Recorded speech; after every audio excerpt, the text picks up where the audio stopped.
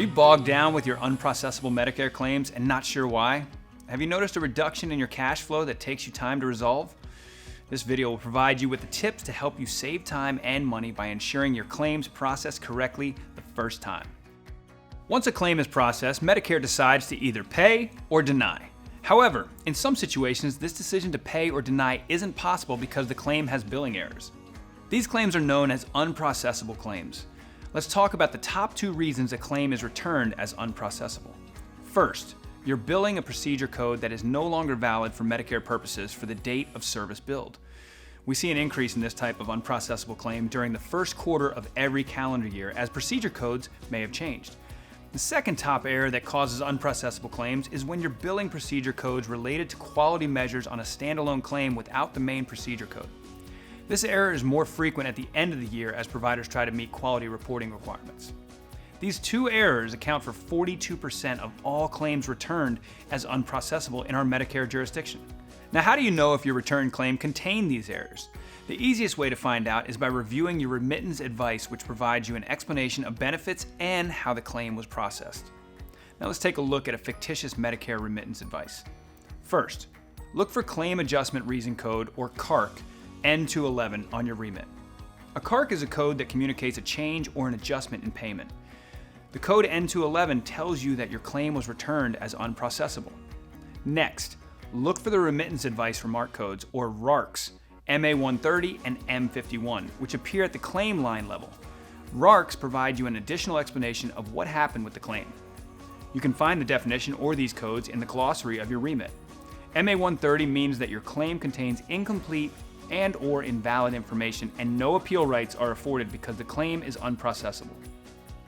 Now, message code M51 indicates the procedure code billed is missing incomplete or it's an invalid procedure.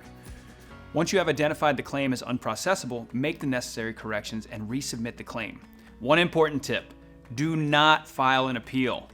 Remember that Medicare never made a claim decision. Instead, the claim was returned to you for corrections. If you submit an appeal for a claim that is returned as unprocessable, the appeal will be dismissed, which delays your time frame for filing a claim. CARC message code N211 in your remit's glossary states, you may not appeal this decision. So, if you see an N211 alert, make sure you correct the claim and resubmit it within 12 months of the date of service to meet the Medicare's timely claim filing requirements. What can you do to avoid receiving unprocessable claims? First, review the most current CPT manual to determine if a procedure code is still valid.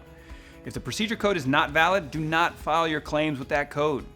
Remember that CPT manuals are released in October of each year.